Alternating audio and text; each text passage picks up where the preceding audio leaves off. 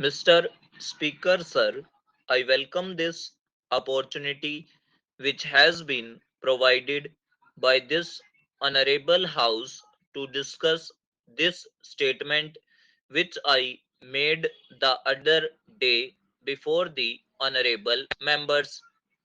I welcome this opportunity for two reasons.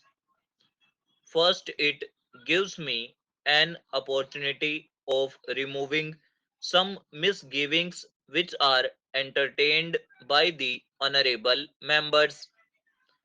At the same time, it will also give me an opportunity to clarify some of the details of this statement which I have made before this House. Before doing that, I would like to make a few observations, and these are that some of the honorable members have expressed views that so far as the matter of food is concerned, it has to be treated as a national problem.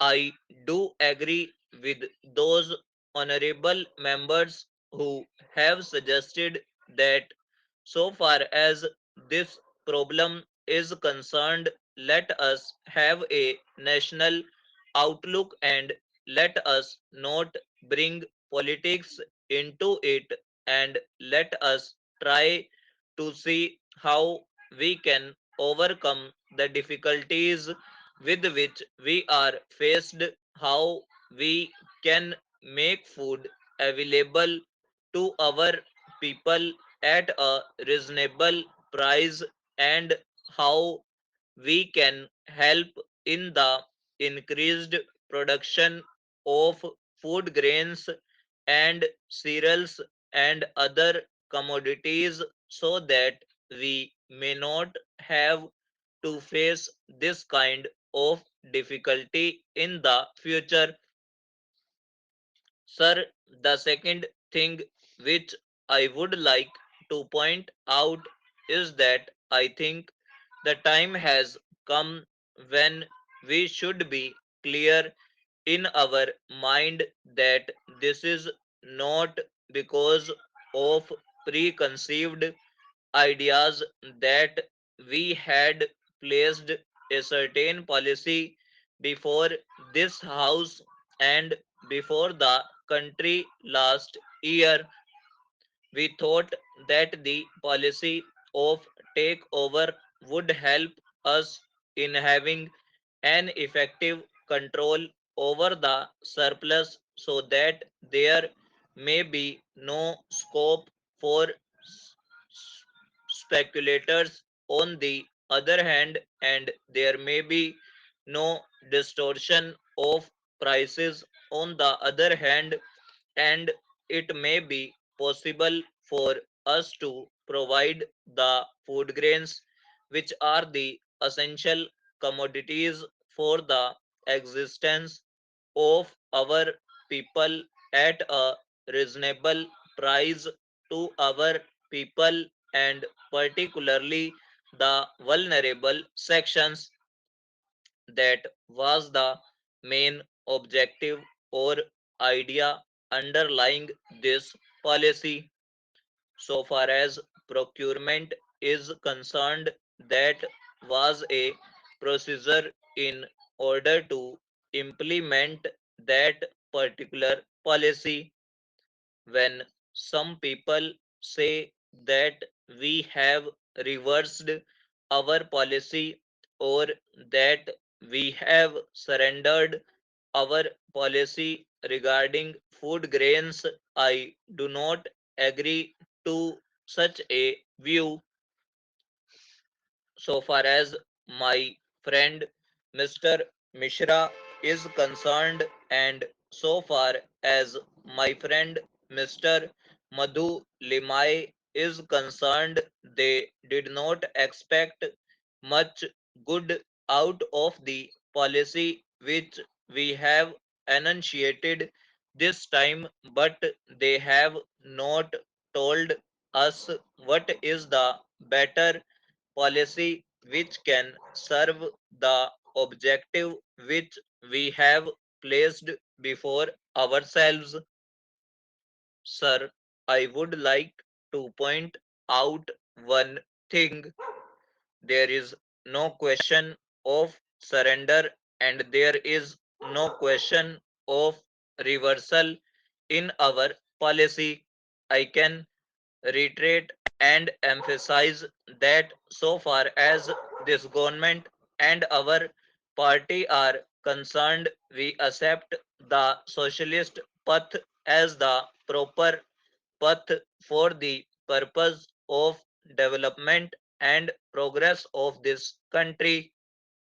We are very clear about this. We shall pursue this path. Maybe that we may have to change the emphasis from time to time. Maybe we may have to change the direction from time to time. But we hope that the goal that we have set before ourselves will be achieved in the long run. Now, the question before us is this: why did the policy which we had placed before the House was accepted by it was not a success? I can give you a number of reasons for this. One of the main reasons why the policy had failed is this: the very honorable members who are now criticizing us had created such a physiology in the country and on the basis of which it was not possible for us to obtain food grains from the cultivators. Sir, it is not possible for the farmers to earn their livelihood from farming alone, as they do not have the facilities to grow crops throughout the year in every area. They remain idle for several months in a year. How can they meet their family expenses when they have no work? In order to generate employment as well as purchasing power, the government should create jobs of some kind or the other. In this connection, I would like to stress on dairy development. If the rural people get facilities like loan to buy good variety of cows and buffaloes and also some help under the centrally sponsored scheme, they will be able to produce milk and milk products. Therefore, I urge the government of India to pay adequate attention to promote dairy in different parts of the country.